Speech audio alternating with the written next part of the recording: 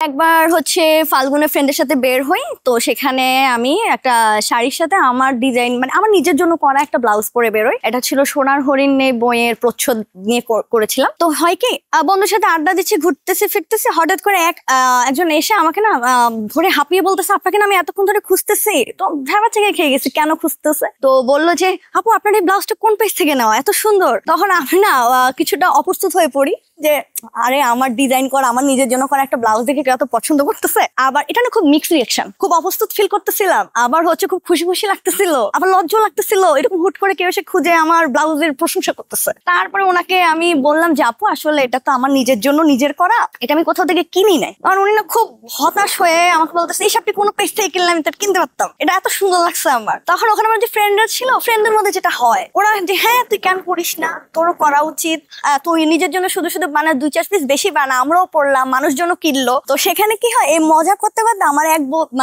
Friend আমার জন্য একটা পেজই খুলে ফেলে, আমার ফোন নিয়ে আমার আইডি দিয়ে সে আমার জন্য একটা পেজ খুলে ফেলে। এবং পেজের নাম কি দিবে তখন আমরা অনেক ভাবি, কিন্তু খুঁজে না পেয়ে আমার নাম দিয়ে ওরা আমার পেজের নাম রেখে দেয় অনন্যা। তো সেখান থেকে আসলে এই পথ চলা। যখন পড়াশোনা করছি নিজের প্র্যাকটিক্যালের জন্য অনেক অনেক ডিজাইন নিয়ে ঘাটাঘাটি করা লাগছে, রিসার্চ করা লাগছে, তখন অনেক কিছু থাকে না মাথায় রয়ে যায়। তো আমার বাংলাদেশের রিক্সা পেইন্ট, রিক্সার পিছনে রিক্সা পেইন্ট, পাশাপাশি রিক্সার পিছনে না কিছু স্যাভেজ টাইপের লাইন থাকে, সিএনজির পেছনে ট্রাকের পিছনে কিছু স্যাভেজ টাইপের লাইন থাকে। আমার মধ্যে আমার এই জিনিসগুলো ভালো লাগে কাজ করতে।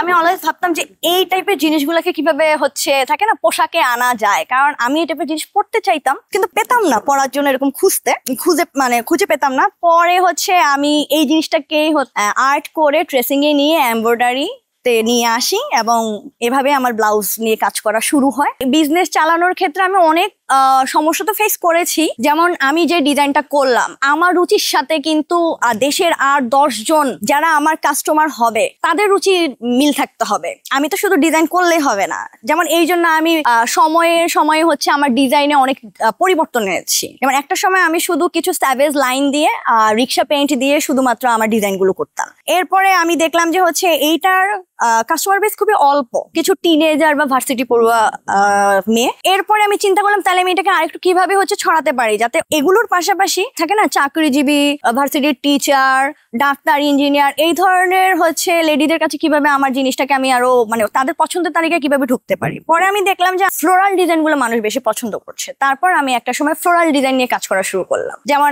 বাংলাদেশের বিভিন্ন ফুল, আমি এমন ফুল নিয়েও কাজ করেছি যেটা আমি হয়তো রাস্তায় কোথাও হেঁটে যাওয়ার সময় দেখেছি, কোন একটা জঙ্গলি ফুল, আমি নামও জানি না, আমি ছবি তুলে নিয়ে এসেছি, এরপর নিজের মন মতো একটা ট্রেসিং করে ফেলেছি। এটা অবশ্যই ভোলার মতো কিছু না। যে আমার প্রথম সেল এবং প্রথম কাস্টমার কে ছিল, আমার প্রথম সেল ছিল আমার একটা ব্লাউজ ছিল সূর্যমুখী ব্লাউজ, হ্যাঁ সূর্যমুখীর ডিজাইন। পেজ আপলোড করার মোটামুটি 15 দিনের মধ্যে আমি আমার প্রথম অর্ডার পেয়ে যাই। এবং আমি সেই অর্ডার, ততদিনে আমি এটাও জানতাম না যে কোনো কুরিয়ার কোম্পানির সাথে কিভাবে হচ্ছে গিয়ে যে কাজটা শুরু করে, এবং ওই অর্ডারটা আমি নিজে ডেলিভারি দিতে যাই। আমার প্রথম অর্ডার আমি নিজে ডেলিভারি দিতে যাই হাতিরপুলে। আমি পুরোটা রাস্তা মনে হয় ভাই আমি মুচকি হাসতেছিলাম যে আমার প্রথম প্রোডাক্ট ডেলিভারিতে যাচ্ছে, আমার প্রথম ব্লাউজ ডেলিভারিতে যাচ্ছে। আমি কোনোভাবে হাসি থামাতে পারছিলাম না।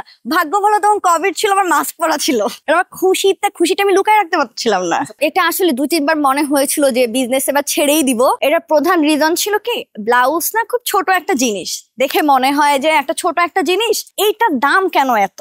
কাস্টমাররা এসে যখন থাকে না, আমরা প্রাইস নর্মালি মেনশনই করে দিই, তাও অনেকে এসে যখন ইনবক্সে জিজ্ঞেস করে যে এই ব্লাউজটার দাম কত, আমি হয়তো বললাম 1850, 2050 বা 1950। তো কিছু কিছু কাস্টমার আমি এমন পেয়েছি যারা এত বড় বড় রচনা লিখে পাঠাতো যে আমরা কি ধরনের হচ্ছে ডাকাতি বিজনেস করতেছি, কিভাবে এত দাম রাখি। ইভেন একজন তো ভোক্তা অধিকারে নাকি কমপ্লেনও করবে এমনও জানিয়েছিল। প্রতিটা মানুষের কিন্তু ফিজিক্যাল কাঠামোটা আলাদা আলাদা। অনেকে না সাইজ দেওয়ার সময় এত ভুল করতো।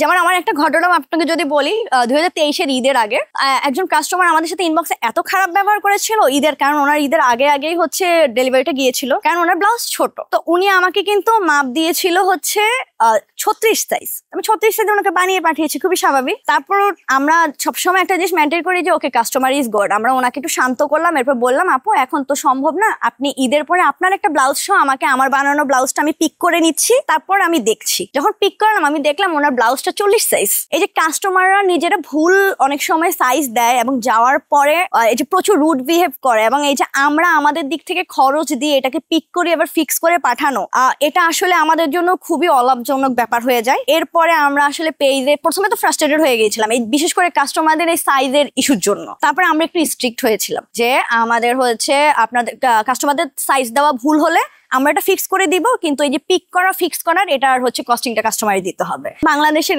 কিছু সেলিব্রিটিজ, নাটক ইন্ডাস্ট্রির অনেক সেলিব্রিটিজই হচ্ছে গিয়ে যখন আমাদের কাছে ব্লাউজ অর্ডার দিল, তখন আসলে আমার কাছে মনে হলো যে ওকে, ওনাদের পর্যন্ত আমার ডিজাইনটা পৌঁছেছে এবং ওনারা পছন্দ করে নিজ থেকে অর্ডার দিতে এসেছে, এটা আমার জন্য কিছু বড় প্রাপ্তি। তারপরে আমাদের একটা এক্সিবিশনে বিবি রাসেল আপা হচ্ছে যখন আমার কাজের প্রশংসা করেছিল, তখন আমার মনে হয়েছে হ্যাঁ, আমি একটা পর্যায় পর্যন্ত পৌঁছাতে পেরেছি, এখন আর থামা যাবে না। টু বি অনেস্ট, অনন্যার সাথে যখন পরিচয় হয় আমি ওকে আর্টিস্টিক হিসাবেই আমি অনেক চিন্তাম, ও এরকম ডিজাইনস করতো, বাট পেজটা সচল রাখার জন্য যে পরিমাণ এফোর্টটা ছিল ওর এফোর্টটা আমি দেখতাম না, বাট অনেক ইচ্ছা ছিল। আমি বুঝতাম যে ওর হয়তো ওয়ে আউটটা খুঁজছে যে কিভাবে করবে। সো তখন আমার মনে হচ্ছে আচ্ছা, একটা মানুষ যখন এত এনথুজিয়াজম আছে, এত ইচ্ছা আছে, সো ওয়াই নট। তখনই হচ্ছে ওর সাথে আমি এখানে কাজ করা শুরু করি। ওর সাথে আমার পরিচয় হয় কোভিড এর সময়। তখন আমি পরে যখন আমরা বের হই, আমি মাঝে থেকে ও আমাকে দেখাতো, আচ্ছা এটা কেমন হয়, এটা সুন্দর, এটা কেমন হয়, এটা সুন্দর। তারপর ও দেখতাম হাতে একে ডিজাইন করতো, এবং এত দ্রুত কোনো কিছু ডিজাইন আউটপুট বের করা না আমার চোখে দেখা খুবই কম। প্লাস একবার ওর বাসায় আমি গিয়েছিলাম, তখন দেখলাম যে ওর কাছে অনেক ট্রেসিং পেপার প্রচুর। আমি তখন বললাম ট্রেসিং পেপার দিয়ে কি করো? তারপরে দেখালো অনেকগুলো ট্রেসিং পেপার সবগুলো ট্রেস করে রাখা। তারপর আমি বললাম যে আচ্ছা তাহলে কি